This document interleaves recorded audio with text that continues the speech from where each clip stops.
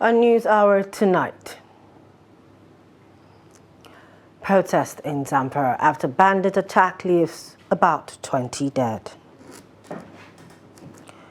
1 year later, survivors of #End Bad Governance protests recall trauma and resilience. Lagos community leaders sound alarm over increasing divorce rates, cite causes. On the foreign scene, Iran investigates 20 arrested over alleged links with Israel. Good evening. Thank you for joining us in News Hour tonight. I am Chiamaka Nwafo. Hundreds of residents from Adabaka community in Bukum local government area of Zampire State this Saturday took to the streets in an anger-charged march, demanding urgent intervention from the Nigerian government to stem the bloodshed from frequent terrorist attacks in their community. The latest attack followed the alleged withdrawal of security forces in the early hours of Saturday, a move residents say opened the door for terror. Moments after the withdrawal, bandits reportedly stormed the town, killing about 20 people and allegedly carting away their bodies. Reports say those abducted include women, children, and the elderly. The first tragedy came barely 24 hours after another protest shook Zamfar's Kauranamudu local government area, where grieving women, clad in black, decried the slaughter of over 100 villagers in Jimrawa, despite official claims that bandit groups had been decimated. The Zamfara State Police Command is yet to issue a statement on the attack.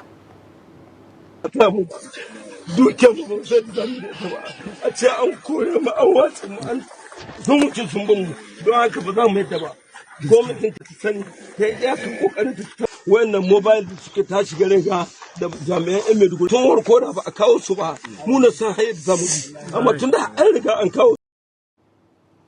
Notorious bandit Bello Turji has confirmed that negotiations are underway to end violence and insecurity across Zampire and other parts of the northwest region. In a viral video released on Thursday, Turji directly accused Islamic cleric Sheikh Murtala Bello Asada of deceiving the public by dismissing reports of ongoing peace talks between the government and the armed group he leads. The report. Addressing Nigerians in Hausa, Turji stated that talks were ongoing to ensure that farmers and herders could coexist peacefully and go about their businesses without fear of violence or harassment. He criticized those who, according to him, use religion to mislead the public to make inflammatory remarks against state and national leaders. The bandit leader alleged that such individuals were motivated by financial gain, attempting to provoke renewed violence for their benefit.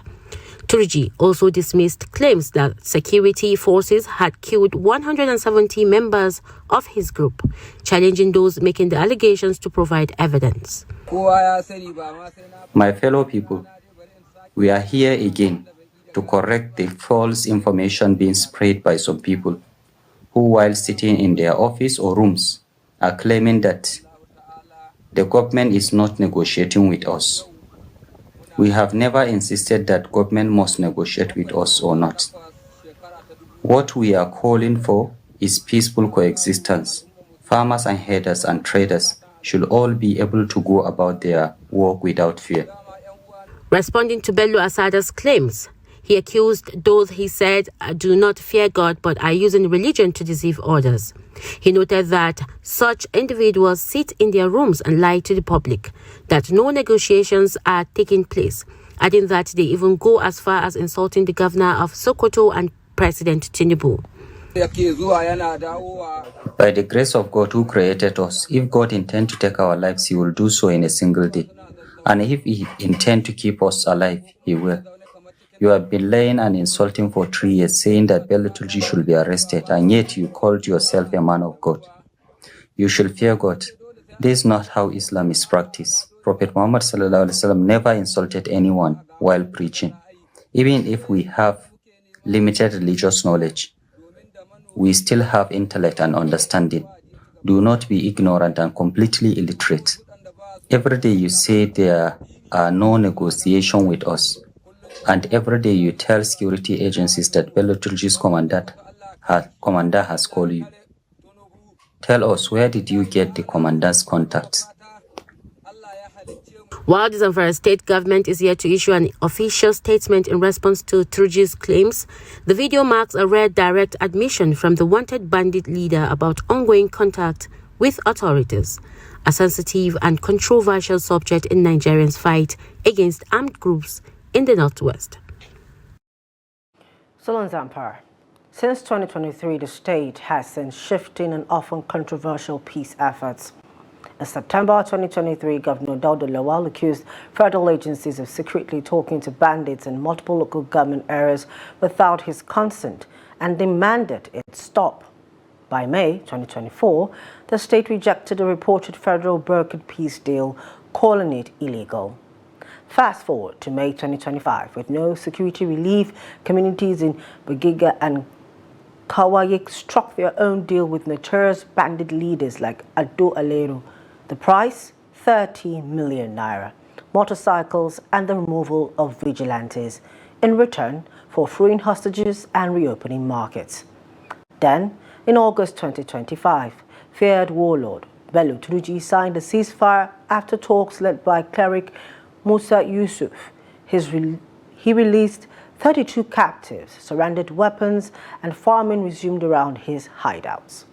From secret federal contacts to grassroots bargaining, Zanfar's search for peace now rests in the hands of local actors and even the bandits themselves.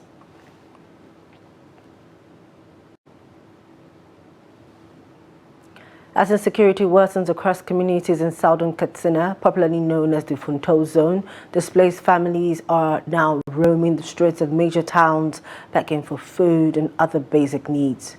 It is now a common sight along the roads leading to and from the zone to see people carrying their remaining belongings, some dragging animals and others walking with children, all moving without a clear destination. Trust TV News recently spotted some of these families along the Matozo Musawa and Bakori Guga Kakumi roads, all within the Funto zone of Katsina State. Here's more in this report.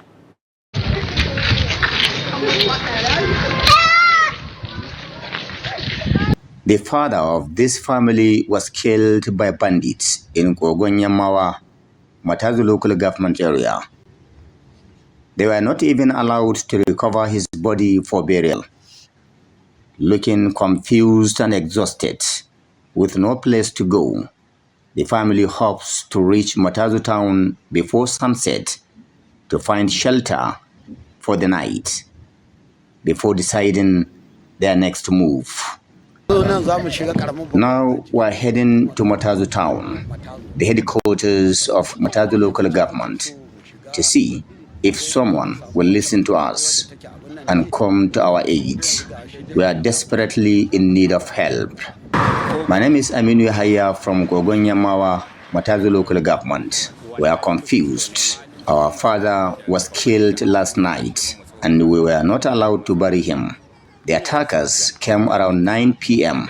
and they are still in the village. We depend solely on God Almighty. Most of the displaced people say their children and husbands have been killed, their livestock rustled, and their homes left at the mercy of armed men. They say they have been working since morning, now past 4 p.m., without food or clean drinking water, while their children cry from hunger and thirst. We don't know where we are heading. We left our communities without our husbands. We are from Nasara village in Matazu local government area, and we have nothing to rely on. About 8 communities have been ravaged and hundreds of families displaced. Places like Nasara, Saura, Adarkawa, and Farintapki. I just returned from Molonfashi where I took refuge for almost a month. But when I returned back, our village was attacked again. Security experts say the violence plaguing local government areas such as Malumfashi, Bakori, and Gangara has already triggered a humanitarian crisis across Katsina State. They note that thousands of displaced families can now be found taking refuge in public and private spaces, motor parks, filling stations, schools, markets, and places of worship. begging for food and other essentials. Abdullahi Ismayamadi, Trust Television News, Katsina. Still same security-related matters over in the North Central. Operation Safe Haven, a security task force in Plateau State, has arrested one Musa Ali for allegedly impersonating personnel of the operation to secure the release of a suspected gun runner in the state. Parodying the suspect at the headquarters of the command on Saturday, the spokesman of the operation, Major Samson Zakom, said Ali was arrested when he fraudulently presented himself as a serving member of the operation and deceitfully collected the sum of 400,000 naira from the family of a notorious gun runner currently undergoing investigation. Now, according to Major Zakom, Ali falsely claimed that he could stop the ongoing investigations and secure the suspect's release from custody. But his plan was uncovered by operatives of the Operation Safe Haven. The operation, however, warned that it does not order any individual to collect money on its behalf.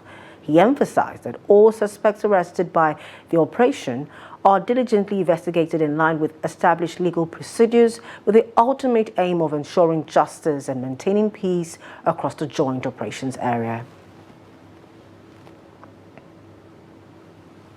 1 year since the August 2024 End Bad Governance protests shook Nigeria, some of those arrested in Kogi State say the memories and the scars remain fresh in their minds.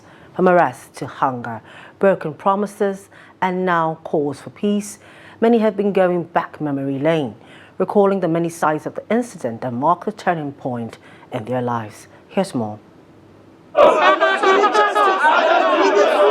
What began as a peaceful call for change last August turned into a nightmare for dozens of Nigerian youths. In Kano alone, 76 protesters, many of them minors, were arrested. Some collapsed in court after spending more than 2 months in detention without trial. Their release in November 2024 came only after public outrage and condemnation from human rights activists. But for many, freedom brought little relief. August 6 is the day that we were taken to Abuja, and we have decided to hold special activities, including counseling for some youths on the need to be responsible and responsive members of their communities. Some victims like Sagir Abdullahi from Kaduna say the arrest destroyed their businesses, while others like Ismaila Inusa have been out of school for a year. We attended a program organized by an association we supported to teach youth skills acquisition. We noticed that many of our students had joined the protesters on that day, and when we followed them to persuade them to return, we were arrested. For Mustafa Ibrahim, whose collapse in court made headlines, the memory of hunger in detention remains unforgettable. While in detention, I have known hunger in its full capacity. The experience I had was something weird. I never thought I would survive it, but thank God we all did. I don't even want to hear anything like the word protest. I have learned to appreciate peace, and that is why we are all here today. Now, civil society groups are using this painful history to launch a new campaign, turning former detainees into peace ambassadors. Same day today, 6 of August, that those things happen. And we are here to change the mindset of those youth. Because youth, they are the agent of change. Whenever you wanted the youth to walk in the straight right, they will do it. But when you direct them to the right right way. But whenever you leave any youth without any empowerment, no working, no school, no anything, the youth can change in any aspect. For the victims of the protest, the wounds of detention may heal, but the date and what they endured will never be forgotten. Still in Kano State, Governor Abubakar Yusuf has approved the immediate dismissal of 2 senior special assistants following damning findings from investigative committees probing separate cases of misconduct. This was contained in a statement issued on Saturday by the Secretary to the State Government, Umar Farouk Ibrahim, according to a dismissal letter issued on Friday by the Secretary to the State Government. Sharada was directed to hand over all government property in his possession to the Permanent Secretary, Research, Evaluation and Political Affairs, Office of the SSG, on or before the close of work on Monday, 11th August 2025. He was also cautioned against parading himself henceforth as a public officer under the present administration.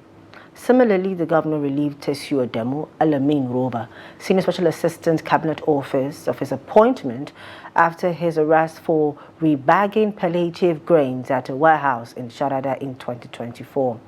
Roba has since been arraigned in court and is facing charges of theft and criminal conspiracy for allegedly diverting public assets. The former national chairman of the People's Democratic Party, PDP, and Minister for Agriculture, Audu Ogbe, has died at the age of 78. A statement from his family on Saturday confirmed that he passed away earlier today, August 9, 2025. This report reflects on the life and legacy of a man whose impact on Nigeria's history remains enduring. Born on July 28, 1947 in Ogbadibo local government area of Benue State, Ogbe was a prominent Nigerian farmer, playwright, and politician. He began his political career in the Benue State House of Assembly and served as Minister of Communication under President Shehu Shagari between 1979 and 1983. In a recent interview on Trust TV's Reminiscences with Yusuf Kabiru, Ogbe recalled his education at King's College, Lagos in 1967, Ahmadu Bello University, Zaria in 1969, and the University of Toulouse in France from 1973 to 1974. ABU was very interesting. It was probably the best mixture of people from every ethnic group. First, it had the only faculty of architecture. So a lot of Southerners were there. Then pharmacy, then law in Congo. So we had a good mixture. It was not dominated by Northerners at all. Ogbe also served as Minister of Agriculture and Food Security under President Muhammadu Buhari, where he spoke of his lifelong passion for farming and the challenges it posed. Where I was planting my cashew nuts, I had borrowed a bulldozer from Obande Obeya, who was chairman of the party in Benue, and pushing down the trees, because it was a forest, and push down the trees and level the place, and then go to Angpa and buy the seedlings, using my car, a small car then, and come and plant and go back, until I raised about 40 hectares of cashew, probably the largest single cashew farm in the country now. It's not big enough. From 2001 to 2005, he was national chairman of the PDP. As a literary figure, Ogbe authored 5 plays widely referenced in Nigerian literature. He leaves behind a legacy of integrity, service, and dedication to the nation. President Bola Tinubu and former President Olusegun Obasanjo have described the passing of former Minister of Agriculture Audu Ogbe as painful, saying his place as a patriot and firm believer in democracy will be hard to fill. In a statement on Saturday, President Tinubu expressed his sympathies to the government and people of Benue State on the passing of Ogbe. The former chairman of the People's Democratic Party, PDP, died at the age of 78 on Saturday. His family announced Tinubu acknowledged Ogbe's intellectual contributions to policy formulation and his articulation of practical solutions to complex national challenges. Also, former President Obasanjo has expressed shock and sadness at the demise of Ogbe. He described the late minister as a peace-loving, unassuming, committed patriot and a firm believer in democracy and participatory governance. Similarly, the interim national chairman of the Labour Party, Nnedi Usman, described Ogbe as a principled and patriotic public servant who served Nigeria with distinction in various capacities.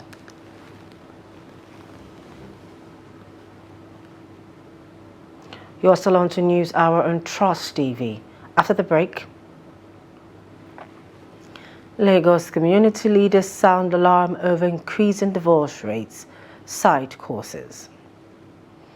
This and more when we come back from the break. Please do stay with us.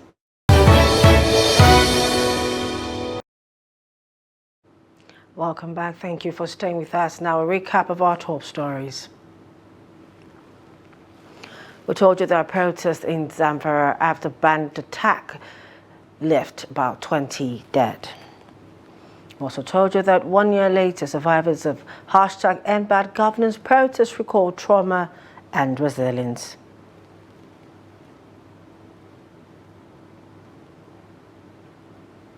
We're circling back to our earlier stories on Zampire State, and joining us to further give insights on the situation in the state is security expert Dr. Yuza Gets. Good evening and thank you for joining us tonight on News Hour. Good evening. Good evening, viewers. Thank you for having me. Now, what is your understanding of this protracted stance on whether negotiating peace with the bandits is acceptable or not, especially in Zanfar, where the state government is adamant about not negotiating?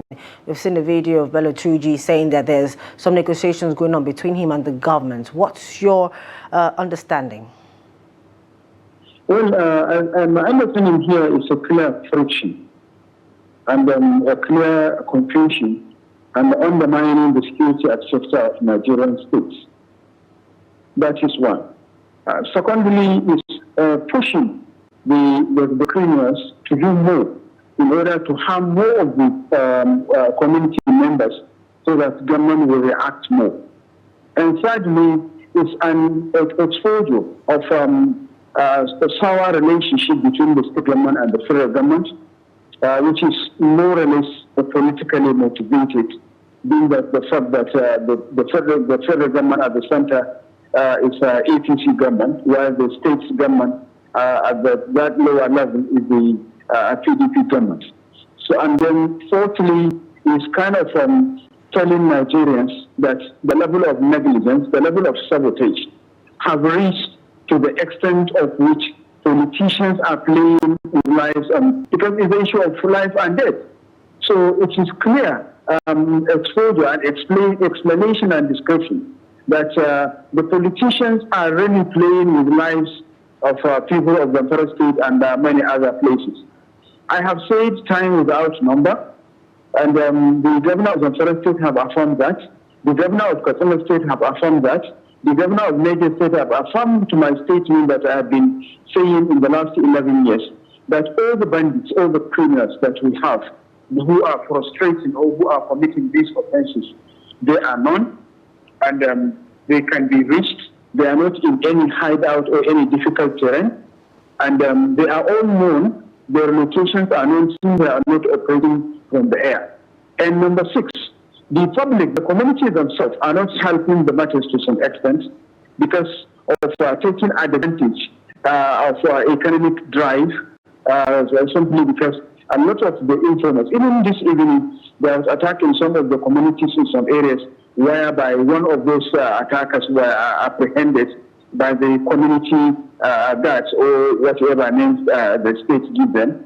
But what he was confessing was that he never been to the community, but he was guided to come to the community by one of the members of the community. So looking at this, it is really sad and disheartening, disappointing and disgraceful to the Nigerian state and the Nigerian defense system and Nigerian security system as well as the Nigerian intelligence system to say that a cleric, despite the efforts, huge amount of money, trillions and millions and billions of naira, pounds, sterling and dollars that have been spent in the name of security in the last almost 15 years or more, it is now only a cleric that can reach out to the criminal kingpin, Bello at his hideout, and also have access to him 3 times in a month. Okay. So what are we saying? Okay. Is it a slap to our security system? Okay. Questions.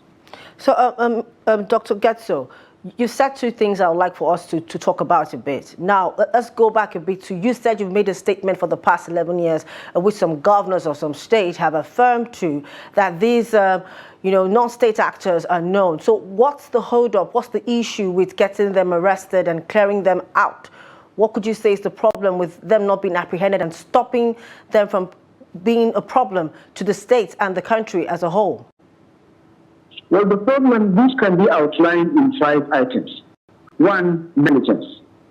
2, internal sabotage and sabotage within, and probably bilateral and multilateral sabotage, which has been fueling the crisis probably providing sophisticated arms and ammunition, providing a backup through the window support to the criminals. And number three, the corruption within the cycle of the industry, of the security industry. There are a lot of allegations and none have been proved. There were many times Senate Committee Senate Committee on Air Force, Senate Committee on National Security, Senate Committee on whatever, invited all the security heads. But yet, we heard only about the invitation and yet we never heard about any feedback. What happened? What were the outcomes? What actions? What measurable actions? There are a lot of questions that we need to ask. All right. Now, to the second thing that you said, according to you, this evening an attack happened and the bandit court said that there was a member of the community that asked them to come there. I don't understand the logic or the psychology behind that. Could you explain why people would invite someone to come into a place to terrorize them? Is that something that we're missing? Dr. Gatso? Dr. Gatso? It seems like we've lost the doctor there. We'll call back to that conversation later in the course of the bulletin. Now to more stories. Former presidential candidate and human rights activist Omoyele Sowore has resolved to sue the Nigerian police force over what his legal team termed inhumane treatment during his recent detention. In a Saturday statement, his lawyer, Tokwe Temoku, alleged that police officers fractured Sowore's arm during a violent attempt to forcibly transfer him from one cell to another around 6 a.m. on Friday, August 8, 2025. The team rejected the police's official account, which claimed Sowore arrived at the facility with a bandage, calling it false, self-indicting, and illogical. Temoku urged the police to publish the inventory of Sowore's possessions seized during his arrest as evidence to support their claims. According to the statement, Sowore was denied access to his own medical team and instead offered treatment by an unqualified first aider without x-rays or proper diagnosis. His refusal to be examined by police medical personnel, the lawyer said, was to prevent manipulation of evidence by those accused of causing the injury.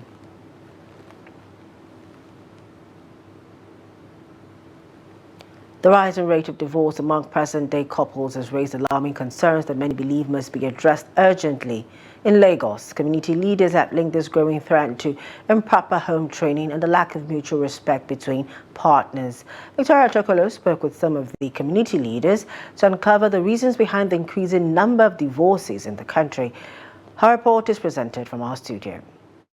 While some attribute the trend mainly to financial issues, others say the deeper causes go beyond money. In many homes, financial stability has taken precedence over love and genuine emotional connection, adding that many young women today seek already established partners, while men too look for women who are financially secure. While decrying what they call improper upbringing amongst these couples, they further highlighted the influence of Western lifestyles as another contributing factor to marital breakdown. Home training. There's a proverb that says you can't give what you don't have. So as a mother, when you cannot train your female children, either it's a female children or a man, if you cannot train them as the way you should train them when they are still very young, when they are still living with you, it will cause problem in their future when they get married. Because what I mean by home training is that a mother, you need to train your female children on how to behave by the time they get married.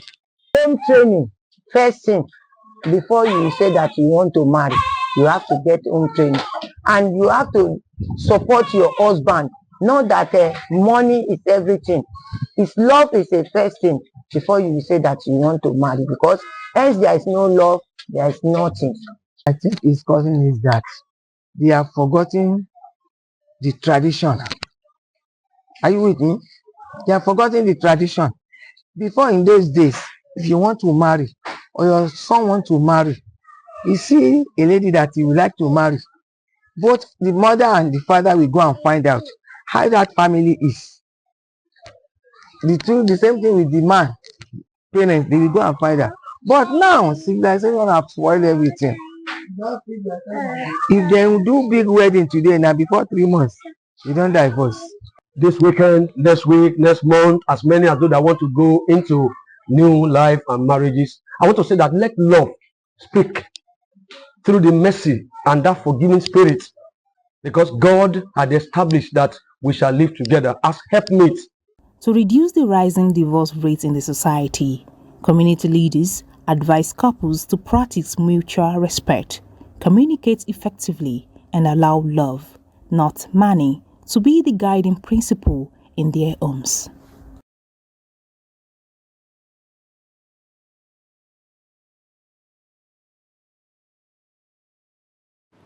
All right, we have Dr. Gets joining us back again to continue our conversation on the situation in Zampire State.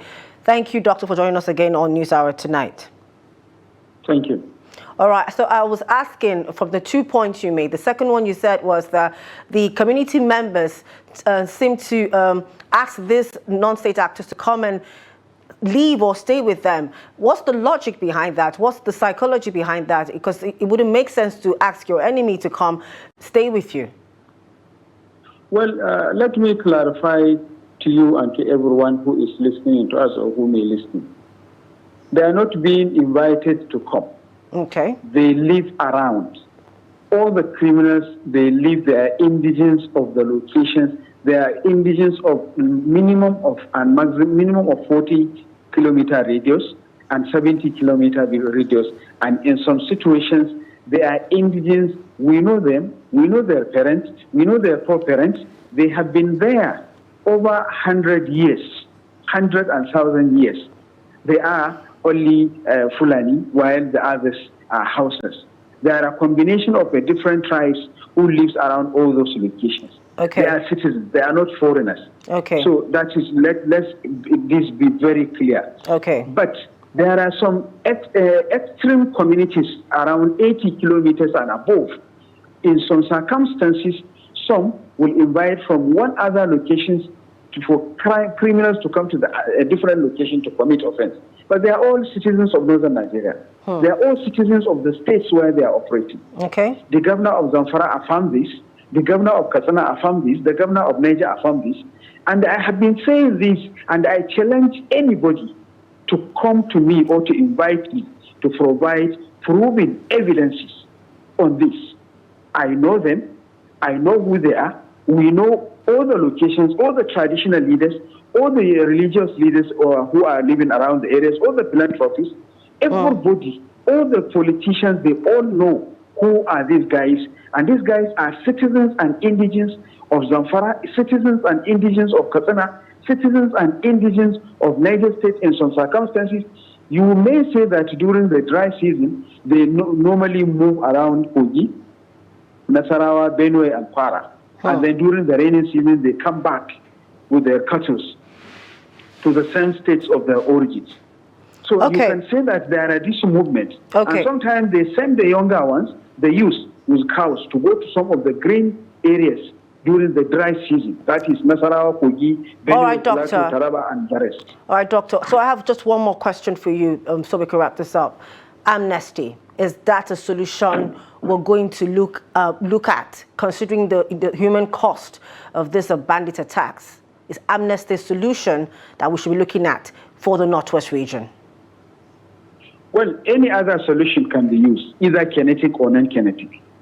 If the non-kinetic can be prioritized and will give results to have peace, to stop the sucking of the blood, then it can be used, but on conditions.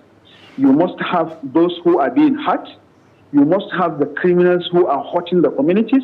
You must have the outline sign sheet where name, address, phone number, location, position will be provided.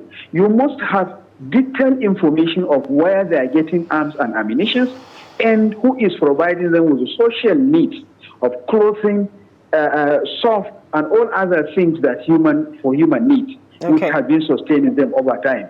So, and you must have a conditions, a minute of the meeting, which will have an outline condition. And you must respect our troops because they have been doing very well, but their effort is being sabotaged either within or probably the negligence somewhere. We must have people that will hold accountable for the responsibilities given to them, either from the troops or from the politicians or from the traditional leaders or from the religious leaders or from the philanthropists or from any other member of the community who is playing a leadership role, either at the state level, at the local government level, at the settlement level, at the ward level, or whatever. So if you can have this addressed, then the non-kinetic approach can be used. Otherwise, we have the capacity, we have the personnel, we have the armament, Nigeria have the ability, have the capacity to deal with the security challenges in Africa, not only in Nigeria alone. Okay, thank you so much for your insights in the situation, the security situation in the Northwest, particularly in Zamfara State. Thank you so much, Dr.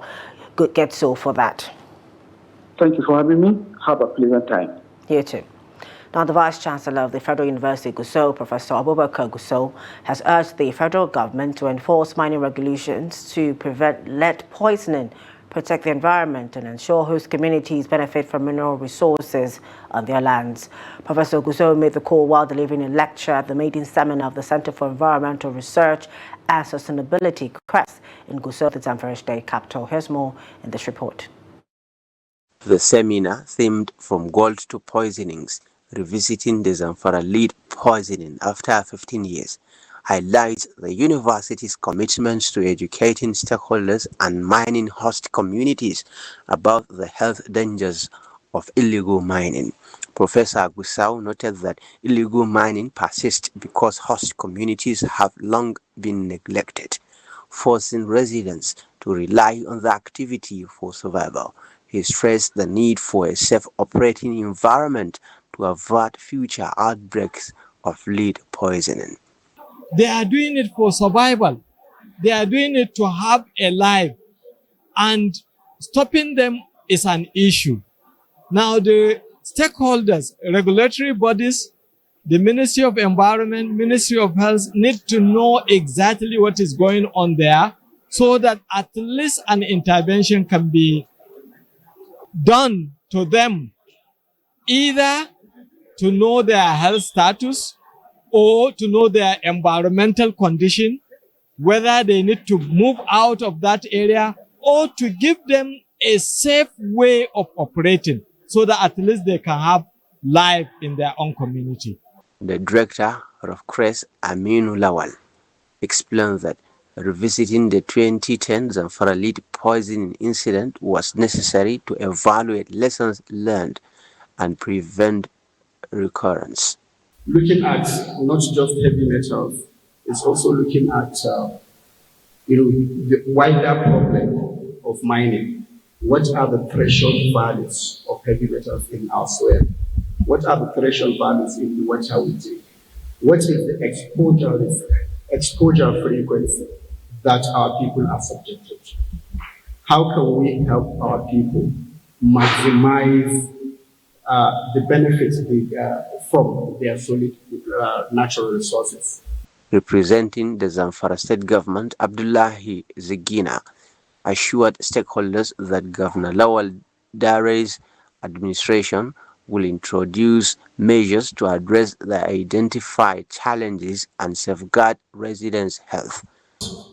He saw it as a duty based on the problems mentioned and others that were not mentioned here, to establish this agency of environmental protection and enforcement, taking into cognizance of this kind of problems and challenges we have. The event drew participants from federal and state government agencies, the Nigerian Medical Association, and other stakeholders, all united in the call for collaborative action to ensure a safer environment for Nigerians. The Academic Staff Union of Universities, ASU, has issued a warning to the federal and state governments, urging them to address long-standing issues to avert an impending industrial crisis in Nigeria's public universities. In a press release signed by its president, Christopher Piona, The union expressed growing frustration among its members, citing poor welfare, inadequate funding, and the government's failure to honor signed agreements. The warning comes in response to a recent declaration by the Minister of Education, Turji, who stated that ASUU or tertiary institutions will not go on strike. The minister hinted this optimism on a strategy of dialogue and meetings union demands. ASUU insists that action must follow words. Highlighting the dire conditions faced by lecturers, the union stressed that many teach on empty stomachs and conduct research without access to essential resources such as electronic journals, books, chemicals, and reagents. Still in education, President Bello has approved the appointment of Professor Matthew Adamu as the acting Vice-Chancellor of Govt University, Abuja, formerly known as University of Abuja, for a period of 3 months. The announcement was conveyed in an official letter dated 8 August 2025, signed by Abel O. Ehiton, Permanent Secretary of the Federal Ministry of Education. Professor Adamu, a fellow of the College of Veterinary Surgeons of Nigeria, FCVSN, and the Knight of St. Malumba, KSM, currently serves in the Department of Veterinary Parasitology and Entomology at the College of Veterinary Medicine, Joseph Saurantarka University, Markodi. His appointment takes effect from Monday, 11th August 2025, and he is tasked with overseeing the university's leadership transition. The ministry also extended its congratulations and expressed confidence in Professor Adamu's ability to steer the institution during the interim period. Govt University, formerly known as the University of Abuja, is undergoing administrative restructuring following its recent renaming and leadership transition. President Bola Tinubu has approved measures aimed at improving the welfare of pensioners under the Defined Benefit Scheme (DBS). A statement issued by Head of Corporate Communications at the Pension Transitional Arrangement Directorate (PTAD), Olubenga Ajayi, said the development marks a significant milestone in Nigeria's pension reform efforts. Ajayi also noted that PTAD had previously settled arrears related to the first pension increment of 20% to 28%, which came into effect in January 2024. The approvals, which align with the President's renewed hope agenda, contain the immediate implementation of an extra budgetary allocation to enforce new pension rates for DBS pensioners. The President also endorsed the adoption of a proposed pension harmonization policy, which will be incorporated into the 2026 pension budget. A major disruption has occurred on the Abuja-Katsina highway, where road construction workers have sealed one lane, causing a complete blockage at Goningora. The blockage, which affects the stretch between Goningora and Katsina City, has brought traffic to a standstill, with large trucks and fuel tankers occupying the entire road. Travelers, particularly those heading to Maiduguri, Kano, Sokoto, and Kebbi, are facing significant challenges, with many struggling with hunger and thirst due to the prolonged delay. The situation has caused immense frustration and concern among commuters, who are urging authorities to find a solution to the impasse.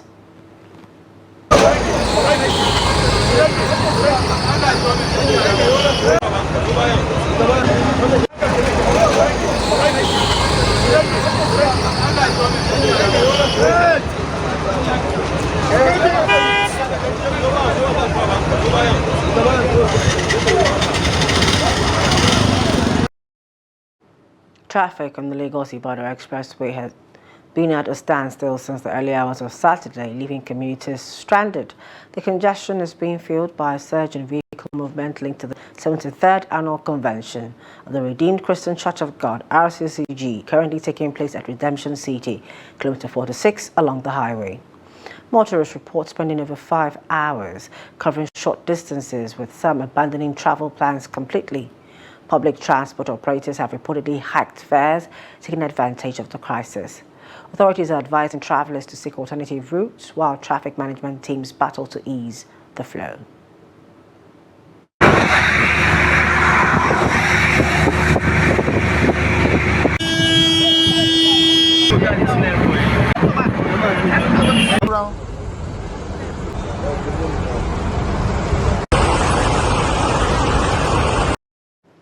Importers and fleet brokers have raised concerns over another increase in clearing fees by the Nigerian Customs Service, warning that the decision will worsen the already high cost of doing business in the country. They are now calling on the federal government to intervene, with industry players urging customs to review the decision and consider measures that support economic recovery instead of adding to the financial burden of traders and consumers. RX 010, 1 million surface duty. Hey,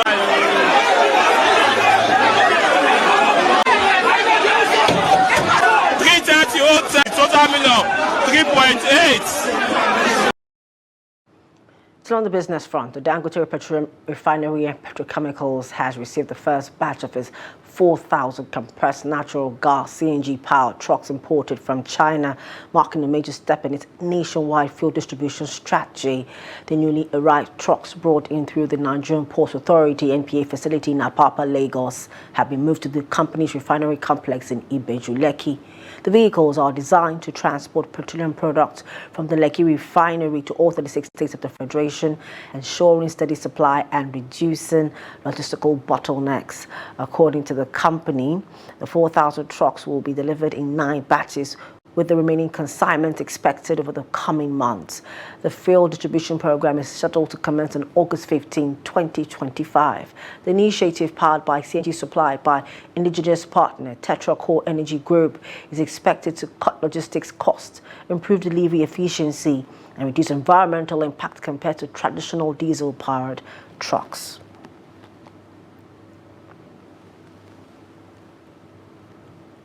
Nigeria's crude oil exports will experience a boom in September, and October's reports say Indian refiners have increased importation of non-Russian crude. A Reuters report quoting trade sources say India's biggest state refiners, Indian Oil Co. and Bharat Petroleum, have bought at least 22 million barrels of non-Russian crude for delivery in September and October, after the U.S. pressured India to halt purchases from Russia. Indian state refiners had been largely absent from the spot market since 2022, instead becoming one of the few purchasers of cheaper Russian crude after Russia's invasion of Ukraine. The reports Russian purchases in late July after pressure from U.S. President Donald Trump. According to the report, in its latest tender, IOC bought 2 million barrels of U.S. Mars crude, 2 million barrels of Brazilian grades, and another 1 million barrels of Libyan crude on a delivered basis, the sources say. European trader Petroco sold the 1 million barrels of Libyan, Sarir and Mesler crude, and Totsa, the trading arm of, sold the 2 million barrels of Brazilian Sapia and Sururu crude, the sources also told Reuters. The prices for these cargoes were not immediately available. Those deals follow IOC's purchase of 8 million barrels of September delivery crude from the Middle East, US, Canada and Nigeria via tenders in the past week. Away from Nigeria, over in the Middle East, Iran's judiciary on Saturday said it was investigating the cases of 20 people arrested over their suspected links with Israel following the 12-day war between the two arch foes. Iran's intelligence agency said in late July that it had identified and arrested 20 spies, Mossad operational and support agents and elements connected to Israel's intelligence officers in Tehran, as well as several other provinces. In mid-June, Israel launched an unprecedented bombing campaign against Iran, triggering a war during which Iran responded with missile and drone strikes. The Israeli offensive killed senior military commanders, nuclear scientists, and hundreds of others, striking both military and nuclear sites as well as residential areas. Iran has since vowed swift trials for those arrested on suspicion of collaborating with Israel. On Wednesday, Iranian authorities executed by hanging Ruzbe Vadi, a man convicted of spying for Israel by passing on information about Iranian nuclear sites and scientists. Back here in Africa, in East Africa, a Ugandan court has denied bail to veteran opposition leader Yuza Gets in his treason case. The case has raised concerns among government critics, including opposition leader Bobi Wine and rights groups, about a crackdown ahead of Uganda's national election early next year, in which President Yoweri Museveni, aged 80, is seeking re-election. The government denies targeting opposition figures and says all those who have been detained have committed crimes. A former ally and personal physician of Museveni, Besigye, has stood and lost against Museveni in 4 elections. He has not said whether he is running again. Besigye, who denies any wrongdoing, was forcefully returned to Uganda from neighboring Kenya in November last year and initially charged in a military tribunal before his case was transferred to a civilian court. For sports news, let's join Adini Ajishafe.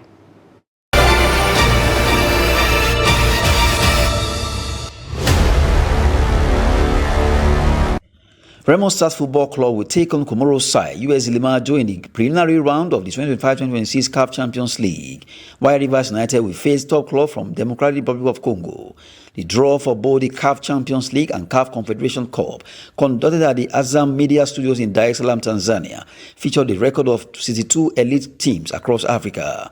Remo Stars and Rivers United will represent Nigeria in the continent's premier club competition, having finished first and second respectively in the 2024-25 Nigerian Premier Football League. The two-leg preliminary round will be played on the weekends of September 19 to 24th and 26 to 28, 2025.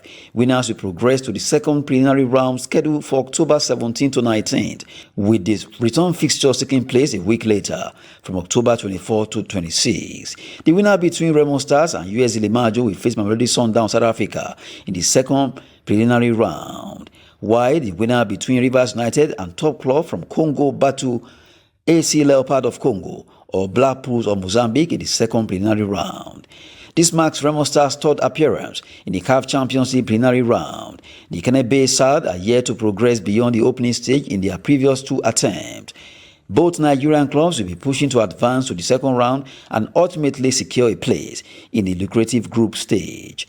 Meanwhile, Federation Cup holders Kora United will battle Ghana's Asante Kotoko in the CAF Confederations Cup, with the winner to face Wydad Casablanca of Morocco as Abia Warriors lock arms against Mali's Joliba. The winners will take on US Sphere of Burkina Faso or Glos Sud Galax of Togo in the second preliminary round. That's Sport News. I'm Adeni Achishafe.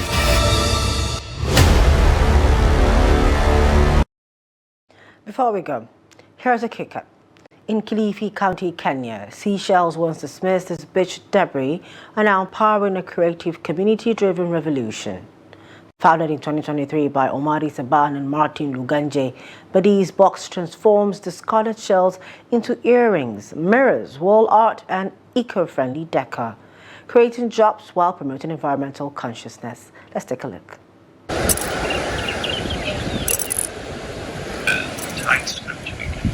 What began as a passion project between 2 jobless friends has grown into a grassroots movement with real impacts. Buddy's Books, the name originated from us, the 2 co-founders of Buddy's Books, that is me and Omar, two friends, 2 buddies who are able to come together, sit down and make crafts. Armed with minimal tools, they started crafting pieces from the shells collected along Bofa Beach.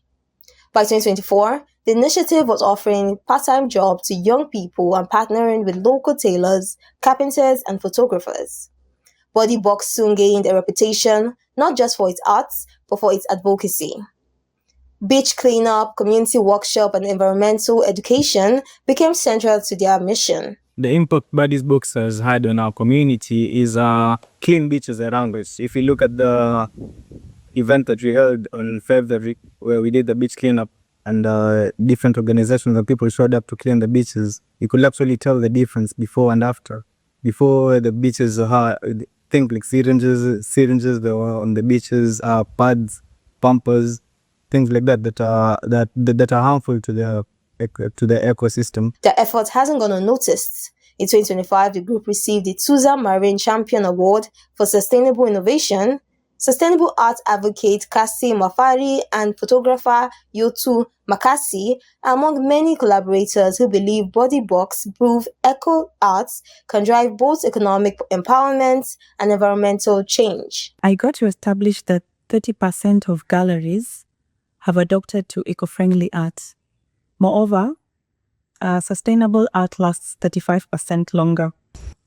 With the vision they have, they are also looking to better the environment, because the material they use material from the ocean. They are also involved in doing beach cleanups. They are also environmentalists in what they do. So I think what they are doing has a lot of value, both economically and environmentally. Today, Body Box is expanding its reach, offering a fresh model for youth-led entrepreneurship rooted in culture, sustainability, and community spirit. From forgotten shells, they are crafting not just beautiful arts, but hopeful futures.